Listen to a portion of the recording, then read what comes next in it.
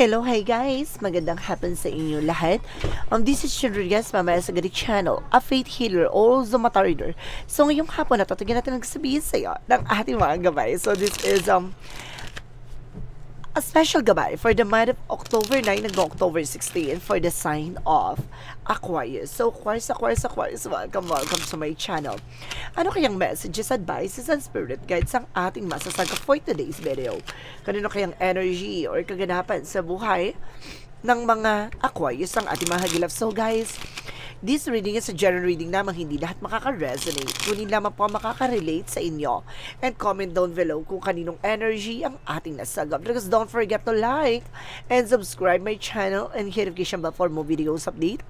And because maraming salamat po sa mga walang sawang supporter sa aking channel, lalo-lalo na ang hindi nag-i-skip ng ads na way pagpalain kayo ng Diyos at may kapal, siksik, liglig, nag-uumapaw na biyayang manong balik sa inyo.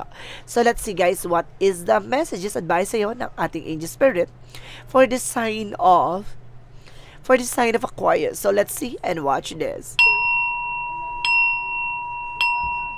Ano kayang kaganapan sa buhay mo ang ating mahagilap? So guys, tutungahin natin at bubulubugin natin ang buong pagkataan nyo. So eto na, angel spirit, let's give information po. And of course, this is a justice card. Oh, karma is waving. Talaga pinapakita dito na maaaring magdulot to ng consequences, no? Kung ano yung mga bagay na ginawa mo ay maaaring manumbalik sa iyo. So this is something, what goes around comes around. And of course, this is something, a principle of karma, no? Kumbaga, huwag kang mag-alala. May tinatawag tayong karma. Kung ano man yung mga bagay na ginawa nila, babalik sa kanila yan 10 times. And of course, sinasabi dito with the 6 of Wands for a victory is yours. Na may mga bagay na magtatagumpay ka na. May mga bagay na may sasakatuparan mo na. May mga bagay na mailalantad na maaaring magdulot sa iyo ng success and of course achievements. And of course, this is the Ace of Pentacles with a big money and big opportunity coming in for you. May malaking oportunidad na papasok, no? Na maaaring magbigay sa iyo ng mga bagong opportunities, achievement, success, no? And of course, this is something, a big break, new job, new project, no? Additional messages. And I guess this is a Queen of Pentacles. Parang minasense ako dito na maaaring magkaroon ka ng promotion, na maaaring magkaroon ka ng mga panibagong trabaho, negosyo, hanap buhay. Kumbaga, there's a good sense pagdating sa pagmamanage, no, ng iyong trabaho, negosyo. No? Kumbaga, alam mo kung ano yung grounds mo. Kumbaga, mahal mo yun. No? Kapag nagtrabaho ka, there's a something passion talaga. Additional messages. And of course, this is an information with the Page of Pentacles with an investment, no? Kumbaga, meron talaga ditong investment at the same time, analyzations, no?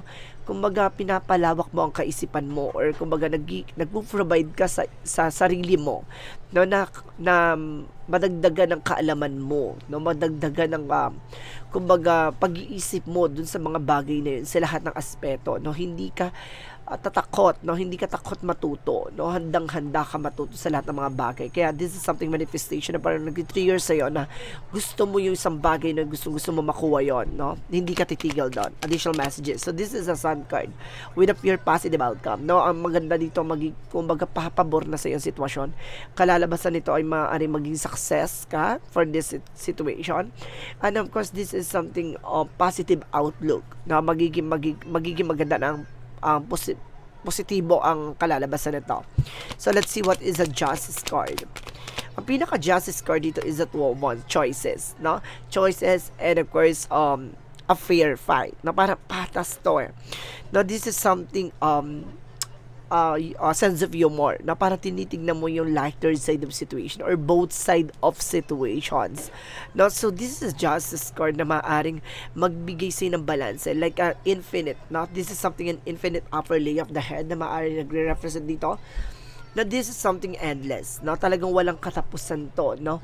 Maaaring, kumbaga, kung ano man yung mga bagay na ginawa mo, alam mo sa sarili mo, may something na i-earn mo, no? Or maaaring ma-achieve mo or maaaring mag-harvest ka at the end of the road. So let's see what is the 6 of Wands. The 6 of Wands represent what? The Hierophant. So this is something, a lesson learned. Now, may mga bagay na natutunan ka dito, may mga bagay na parang napagtandaan mo, no? That's, kumbaga, itong mga bagay na to yung naglilinaw sa'yo na sa likod mga pinagdaanan mo, sa lahat ng mga bagay na natutunan mo, no? Kumbaga, alam mo sa sarili mo na kailangan mong ipanalo, no? No, ang buhay na tinatahak mo at the same time, alam mo sa sarili mo na yung grounds mo na ikaw yung mismong magtutupad sa mga pangarap mo at ikaw yung gagawa ng paraan, no? Para madagdagan, no? At mag-develop ang iyong kaalaman. Ganon. So, let's see what is the Ace of Pentacles. Ace of Pentacles represents the Empress card for rebirth, no? This is something fertility or something fresh. And of course, blessing. So, maaaring magkaroon ka ng bagong biyaya, no? Maaaring mag-expand ang iyong negosyo, hanap buhay, or either magkaroon ka ng promotion pagdating sa negosyo, trabaho, hanap buhay, or either magkaroon ka ng new project, no? If you were a feminine naman dito, maaaring, kumbaga, nire-represent dito na maaaring magkaroon ka ng anak, na magkaroon ka ng panibagong simula, na maaaring there is something self-love, self-care. This is something the King of Pentacles with the practicality and good sense pagdating sa entrepreneur. Like this, the Queen of Pentacles, no? This is something feminine and masculine energy na maaaring compatible kayo ng person mo. Maaaring parehas kayong Aquarius or parehas kayong ng chart, no? So, this is an information with the security and practicality. And the Page of Pentacles represents the Five of Wands. So, this is something complication, no? Or either competitions, or either inggitera, parang ganun. Or maaaring may mga tao sa paligid mo na gumagawa ng paraan para sirain ka. Ayun yung sinasabi na huwag kang mag-invest sa mga tao sa paligid mo na hindi mo alam kung totoo o hindi, no? Kumbaga, invest wisely, matuto, no? At makiramdam. Kumbaga, alamin, no? At busisiin. The Sun card represent what?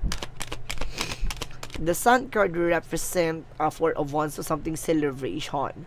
Na maaaring magdulot to ng mga celebration, ng homecoming events, family gathering. And because this is something a twin flame energy with a soulmate connection. Talagang connected to, na maaaring magbigay sa liwanag kung sino talagang tong paharap sa'yo, at maaaring at the end of the road, this is something a success and celebration coming in. What is the Justice card? And of course, the Two of Wands.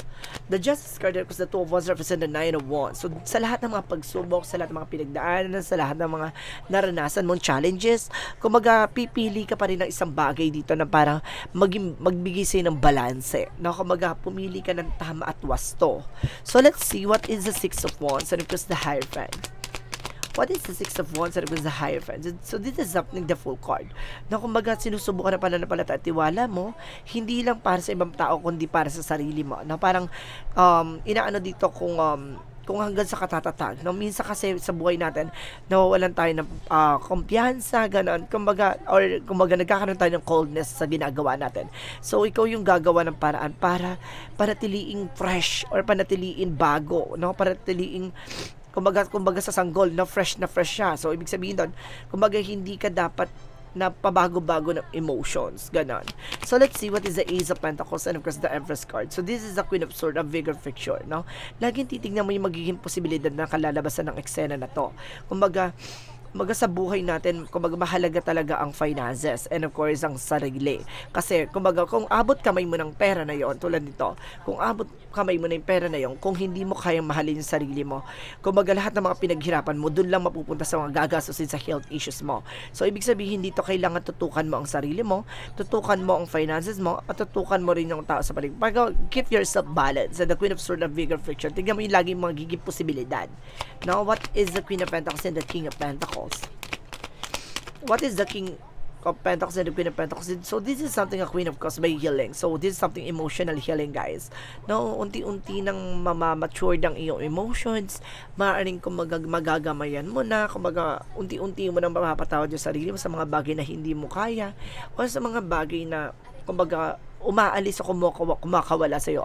Kasi, kumbaga, unti-unti mo na natatanggap lahat ng mga bagay na nawawala, umaalis at kumbaga hindi pa para sa'yo. Kumbaga unti-unti mo na natatanggap yung mga ganan. There's a Page of Pentacles and of course the Five of Wands represent the Eight of Pentacles. So this is something a focus, no? Sa negosyo, hanap buhay mo, kailangan mo mag-focus dito. And of course, being dedicated sa ginagawa mo. Kumbaga sa trabaho mo, mayroon ka daw kakompetensya talaga dito. There's something competition talaga na nagaganap. Or maaaring, kumbaga, you are also competitive, no? Talaga pagdating sa labanan or pagdating sa mga patagisan, no? Kumbaga, hindi ka nagpapatalo. So, let's see what is the Sun card and of course the Four of Wands. And because represent dito the Four of Swords with an intuitions, no? Meron ditong intuitions, guys, no? Makinig ka sa gut feeling mo.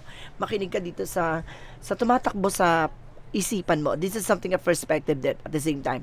Kumbaga, itong bagay na ito na kailangan mo ipahingin sa sarili mo ang utak mo, no? Sa lahat ng mga dumarating sa buhay mo. Marami mang struggles, marami mang mistakes, na sacrifices, but eventually you need to balance yourself. Additional outcome. Ang pinaka-outcome is the Hermit card. Ooh, this is something spiritual. Spiritual enlightenment or spiritual knowledge or either spiritual journey. Talaga may mga bagay na kailangan pagdaanan. At the same time, there's a King of Cups for devoted to 41st. So this is an ancestor, guys. No? Meron ka dito yung mahal sa buhay na maaaring ginagabayan ka. No?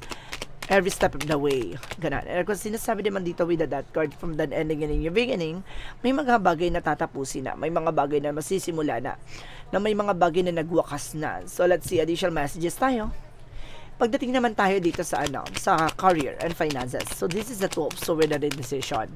Na pagdating sa career mo, kumaga magkakaroon ka dito ng indecisions dahil din sa mga kaganapan sa buhay mo. No? Kumaga maaaring naguguluhan ka pa, no? Maaaring kumbaga hindi pa nagsisig in sa'yo kung ano ba yung kailangan mong gawin, or maraming mga bagay dito sa buhay mo na parang ang hirap-hirap, no, na magdesisyon dahil din sa mga nakikita mo, no? And because this is Seven of Pentacles with a harvest time. So may mga bagay dito mag-harvest na. Kumbaga yung mga bagay na pinaghirapan mo, ito na yung no, katumbas, no, ng mga itinanim mo o pinunla mong oportunidad. And of course, this is the Wheel of Fortune with a good luck. So this is something blessed. No, maaaring magbe-bless ka na rin, o maaaring itong bagay na to ay maaaring yumabong na at pag-ikot ng kapalaran nito ay maaaring pumabor na sa'yo. No, maaaring gumanda na ang ikot ng kapalaran sa'yo kung ano man yung mga bagay na nangyari sa'yo from pagdating sa finances. Ang pag-ikot na to ay maaaring isang hudyat, no, na maaaring kasama talaga sa kapalaran mo ang karma, no? Na kung ano man yung mga bagay na in-invest mo, kung ano man yung mga bagay na ginawa mo ay maaaring ibalik sa'yo. Additional messages. Pagdating naman sa love life. Pagdating sa love life, this is a High Priestess. So this is something a mystery, a secret, no, or unexpected. So let's see. And this is the Eight of Swords. O sa pagdating sa pag-ibig, pagmamahal, no? This is something a karmic relationship or toxic family or toxic friends na sumisira ng inyong relasyon. Na maaaring bulag ka pa sa kaisipan, maaaring hindi mo pa nakikita sa ngayon. Or there's this Knight of Pentacles, maaaring nilalaro lang nila kayo, no? Kumbaga itong mga tao sa paligid mo maaaring pinaglalaroan kayo. This is a lovers, but kumbaga magkakaroon kayo ng higher level commitment dito sa inyong dalawa. Kumbaga talagang pagsasamahin kayo for longest time, and of course maaaring for lifetime na rin, no? Eventually. So, kumbaga this is something crossroad. Kumbaga may mga pinagdadaanan kayo, but eventually guys, no, magtatagpo pa rin kayo at the end of the road. So let's see additional messages tayo about sa health. Pagdating sa health mo, this is the Ace of Cups for new emotions, no? Parang maaaring gumanda na ang iyong pakiramdam, ang iyong kaisipan dito. Maaaring, kumbaga, connected talaga ang love life and career mo, and of course sa health mo. Kumbaga, pag napupustrate ka sa health, sa love life mo, parang nag-iiba yung mood mo, no? And because this is a Nine of Pentacles with a blossoming abundance, maaaring kumbaga maging maganda na rin ang finances, love life mo, at of course ang health mo. It's a good part. Kumbaga pagdating sa health issues mo, combination siya. So keep yourself balanced about dyan, no? So let's see guys, no? What is additional messages with synchronicities, no? About sa synchronicities, let's see. For synchronicity, so this is something fate, no? Sinusubukan ng pananampalataya at tiwala mo na kung hanggang saan talaga ang tatatag mo, na parang pinapakita dito na sa likod ng mga pinagdaanan mo, ang pananampalataya talaga, no? Ang pagsubok kung hanggang saan kakakapit. At sinasabi dito, there's something the world, no? Kung magkakasama nito ang pagbago ng mundo mo, or babaguhin ang mundong ginagalawan mo. At the same time, this is something leader. No, kumbaga, take charge of your situation. Kayang-kaya mong pamunuan. Kayang-kaya mong i-handle, no, lahat ng mga bagay na nangyayari sa'yo. So, let's see what is the Yin and Yang Oracle card. And this is the Ace of Fire. Leo, Aries, Sagittarius. Connected ka rin dito for Leo, Aries, Sagittarius with a fire sign. And there's a unity. May pagkakaisa daw dito, guys, ah. And, of course, so this is something past. Suffer and lucky. No, kumbaga meron ditong sa nakaraan mo na maaaring nagsasuffer ka doon, kumbaga may mga bagay na maaaring nagdulot sa iyo ng sakit, no, maaaring binuli ka, pinaglaruan ka. May trust issue ka dito, guys. So let's see what is the magical fairy messages. For magical fairy messages, this is something a daughter. May anak kang babae dito. Ang babae rin mag-anak ng babae. At the same time, this is something goodbye to the old, hello to the new. Napakawalan mo rin yung mga bagay na nakaraan na. Kumbaga magkakaroon ka na ulit ng bagong simula dito at bagong bukas at bagong buhay. So let's see. What is the romance angels pagdating sa Mystic Love Oracle deck? Pagdating sa love life, anong chika sa'yo ng ating mga gabay? And this is something good time, sex. Oh, kulang ka daw dito sa sex, guys. Mukhang natutuyot ka na. And this is something unfinished business. So, meron dito pagdating sa relasyon na hindi pa tapos. Na maaaring magkaroon pa ulit kayo ng pagtatagpo. Or this is something second time around. And this is something will the inner growth, no? Magiging balance now, no? It comes with the 30, na maaaring kumaga 30 kasi yung age siguro nyo, or there's something 30 na maaaring konektado kayo doon with the 30. Ano kaya yung eksena na yon? So let's see, what is the Money Move Oracle deck? With the Money Move Oracle deck, so let's see. Money and career reading, so let's see. Represent an investment. So this is something investment. Invest wisely. So kailangan, yung sinasabi ko, diba? On the first place dito, guys, na mag-invest ka ng matalino, no, at wastong pamamaraan. And this is something, resources, no, maaaring lumakas, lumago ang your source of income, and be grateful for what you have and save something for the future, no? Kung use wisely and as a needed, no? Kumbaga, sa pagdating sa resource of income mo, gamitin mo ng wasto, gamitin mo ng tama, no? Kung paano ka mag-i-invest, kung paano ka gagastos, paano mo papangalagaan yung mga bagay sa paligid mo. Ang ganda.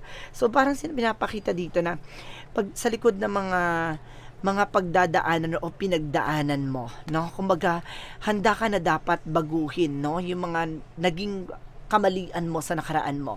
Maaaring naging mapusok ka pagdating sa finances, maaaring naloko ka, nabudol ka for this time. Kumbaga, maging matalino ka na kung paano mo papaikutin ang pera mo or mga pinaghirapan mo, even your territory and love life. So let's see what is Archangel Michael messages for you. For Archangel Michael, messages for you is have confidence, no? Kailangan mo ng kumpiyansa sa sarili mo dito. Lakasan mo ang loob mo, lakasan mo ang pakiramdam mo. At the same time, this is something focus upon divine perfect health, no? Kailangan mo mag-focus din sa health issues mo. And of course, this is something make a commitment. Pagdating sa love, pagdating sa bagay, trabaho, negosyo, hanap buhay, mag-focus ka, no? Kung gusto mo yung ginagawa mo, tumuto ka dyan. Oh, let's see what is additional messages with an angel spirit. And there's a purification and a transmutation na paglilinis, no? May mga bagay na lilinisin sa'yo, aalisin sa'yo, lalo-lalo na itong mga bagay na ito ang makakasira, no? Ng mga plano o pagtupad sa mga plano mo. And this is the right passage, no? Makakapasa ka na sa hamon ng buhay o maaaring sa lahat ng mga pinagdaanan mo, itong pagdadaanan mo ay kayang-kaya mo na. At the same time, this is something spirituality, no? Marang pinapalakas na ang iyong spiritual energy dito or chakra, no? Or either aura na maaring kumaga gamitin mo ang spiritual na to sa pagtupad ng mga pangarap mo. Isa sa way na yan, maaring kumaga combination dito ng ancestor guides, no? May mga mahal ka sa buhay na yumao na ginagabayan ka o tinutulungan ka, or there's a lot of synchronicities or signs or messages na hinahatid sa iyo ng ating mga gabay or caution babala, no? Pinapaalalahanan ka na you need to pay attention kung ano yung mga bagay na nakikita mo, na kailangan mong maging maingat, no? Or maging mabusisi sa bawat desisyon na gagawin mo. So let's see what is the energy. Let's see what is the energy in the spirit. And of course, represent a victory. So maaaring magtagumpay ka na, may mga bagay na maisakatuparan ka na, no? And because this is something healer of the ages, na pagagalingin ka ng ating Panginoon sa lahat ng mga sugat, mga pinagdaanan mo. And there's an angel of balance. So kailangan mo maging balance, emotional at practical. So let's see, guys. Now, what is additional messages with an angel spirit for Romance angels? And of course, this is something free yourself. See? Kumbaga, it's time to take back control of your life, no? Kumbaga, mahalin mo yung sarili mo, alagaan mo sarili mo, and this is something healing family issue na maaaring, kumbaga, kailangan mo na magpatawad, no, sa mga nangyaring kaguluhan na pagdating sa pamilya. Maaring problema, maaring kumbaga hindi pagkakaintindihan. This is the time na para mag-forgive na tayo. So let's see what is the chakra messages. And there's a release na kailangan mong pakawalan. May mga bagay na kailangan pakawalan at may mga bagay na kailangan ingatan. Additional messages. And of course, this is something discovery. Now, marami ka madidiscover, marami ka pang malalaman, marami ka pang matutuklasan. At the same time, this is something a wisdom, enlightenment, na bibigyan linaw, bibigyan kasagutan. Lahat ng mga pilit mo ang labo-labo, no? Kumbaga itong bagay na ito, pagkakataon na ito na maaaring sagutin ang iyong katanungan. For the angel's answer, eto na. Angel's answer represent what? Abundance. So, pinapakita dito talaga magiging masagana at magiging maganda ang ikot ng kapalaran ngayon. At this is a taking action. So, kailangan mong kumilos, gumalaw. No? And this is a lot of opportunity coming in for you. Ibig sabihin dito, lahat ng mga oportunidad na darating dito ay maaaring ibagsak na mismo sa harap mo. Na may mga bagay dyan na kailangan mong kumilos. Kung gusto mo maging matagumpay, gusto mo maging maganda ang buhay, kumbaga ito na yung panahon ng pagkilos at paggalaw. Dahil this is the moment na maaaring ang ikot ng kapalaran ay ang ikot ng karma na tinatawag sa iyo. Na maaaring, kumbaga, wala nang mahadlang, no? Wala nang tututol sa pag-abot ng mga pangarap mo dahil ang pag-ikot ng energy ngayon ay maaaring maisakatuparan mo ang mga pangarap mo. Kung sino man ang tututol, sino man ang sisira, sino man ang hadlang, babalik sa kanila yan. Ganon. Kumbaga, ang lakas ng energy dito, parang this is something rebound, no? Or bounce back. This is something study, no? Research. Marami kang matututunan ngayon, marami kang malalaman. So, ibig sabihin ng ngayong energy, no, for October, no, na for special gabay, na maaaring kasama to sa energy na maaaring sinasabi dito na ngayong buwan ng October, kasama siya, no, na maaaring binigyan tayo ng special gabay, na kumbaga ngayon yung araw, ngayon yung panahon, ngayon yung pagkakataon, no, na simulan mo ng kumilos at kumalaw, no, na wag mo nang isipin kung ano yung mga bagay na baka may humadlang, baka may tumutol, baka hindi pa para sa'yo. No, kumbaga itong mga panahon na pagkakataon para sumugal sa eksena mo, na para ilaban ng karapatan at pangarap mo. And there's something builder. O, see? Pinapalakas ang pundasyon mo this time. So, ibig sabihin, it's time na para walang tumutol, no, sa lahat ng eksena pangarap mo. Kailangan mo mag-invest, kailangan mong lakasan ang loob mo, lakasan ang pakiramdam mo, no? Kumbaga, halukayin mo yung sarili mo kung paano mo papatibayin, no? Yung magiging pundasyon mo. Ganun siya. Kumbaga, bulag ang negative energy ngayon. You need to step out, no? Kailangan mo talagang tumayo, no, sa sarili mo pa. And this is something service. Maaring services ang trabaho mo, or maaring nakakatulong ka sa ibang tao. And this is something imagination. Gamitin mong imagination na to para makapag-create ka ng mga ideas, no, on opportunities para sa'yo. So, let's see what is additional Arcang Hierophile messages. Represent what? Oh my God. Let's see.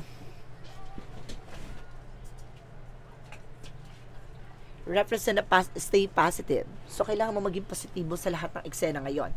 And this is something, do more research, study, searching, na marami ka pang madidiscover. At the same time, this is something increase your energy. So, see, pinapalakas ang iyong enerhiya. Okay lang mo palakasin ang iyong enerhiya dito, guys, no?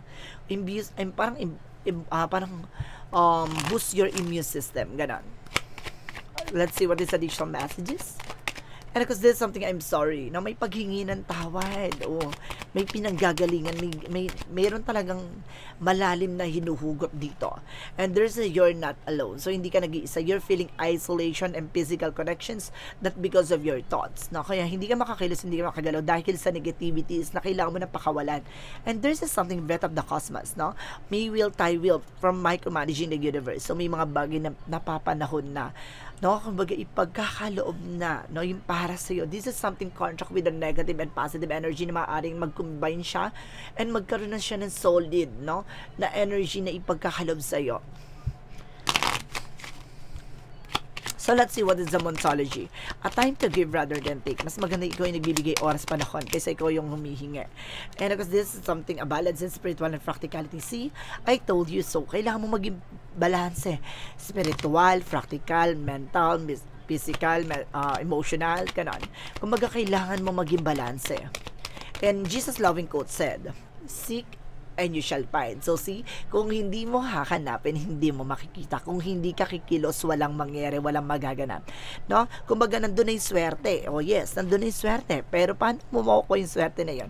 Kung tamad ka, kung hindi ka kikilos. Ganun siya. No? Kumbaga, there's something rational na kailangan mong mag-take ng actions, no, sa lahat ng bagay na gagawin mo. Hindi naman yan makukuha isang bagay na yan kung, 'di ba, kung ipagkakalob lang sa iyo na kumbaga ibigay lang sa iyo 'yon, no. Kailangan mo pa rin magbigay ng effort, ng oras, panahon, no, para maisakatuparan yung mga gusto mong maganap.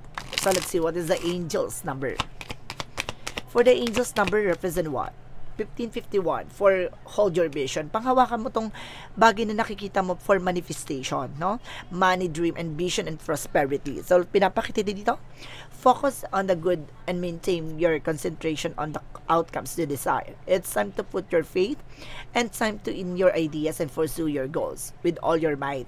You have such a beautiful, courageous, and brave spirit. So see, kumbaga pinapakita dito, matapang ka malinaw yung mga bagay na pinapakita sa pangitain man yan or pananaw. No? Parang pinapakita dito na panghawakan mo, sundin mo at kailangan tumutok ka, no, sa anuman yung mga bagay na gusto mo. Kumbaga pinapakita dito na keep your eyes on your target intention. Ganon. So let's see what is the messages of life. Messages of life represent what? Represent a growing and crossing into the light. So see, this is something combination. Kanina ko pa ito sinasabing na crossing into the light, na magkukross talaga ang landas mo at makikita nyo yung tunay na liwanag na sa likod nito. And this is a growing, na parang pinapalakas kayo, na pinapatibay kayo at maaaring pinapalawak ang iyong kaalaman, kaisipan at ang inyong pagkatao. At sinasabi dito, with a crossing into the light, today, I face a new bridge that I must cross on my journey of my inner transformation. Today, like every day, I will practice the law of universal love. Thus, I will deal with the current situation in a positive way so that I continue to grow and evolve as I cross this bridge towards the light.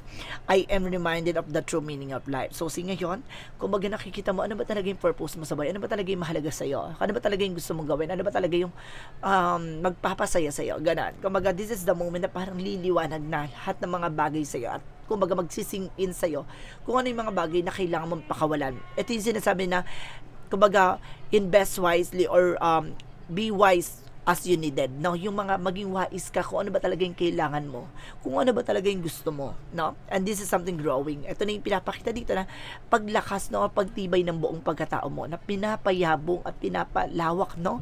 Ang kaisipan mo at dinidevelop, no? At magkakaroon ng transformation for a higher level of existence. And this is today I understand that I am here to learn, to discover and grow. When I nourish myself with my inner light, my inner divinity grows. When I study the message of life brings me, I am improved the eyes of the God. When I strike a balance between the material and spiritual world, I am freed of my inner conflict. In this way, I know and I grow my own soul. So see, kumbaga ikaw yung gagawa kung paano pagyayabungin yung sarili mo, yung ang pagkatao mo at yung kagustuhan mong maisakatuparan ng mga pangarap mo. So guys, this is special gabay for the month of October 9 hanggang October 16 for the sign of Aquarius. So Aquarius, maraming salamat for this wonderful reading. So once again, this reading is a general reading namang hindi lahat makaka-resonate, kunin lamang po makaka-relate sa inyo.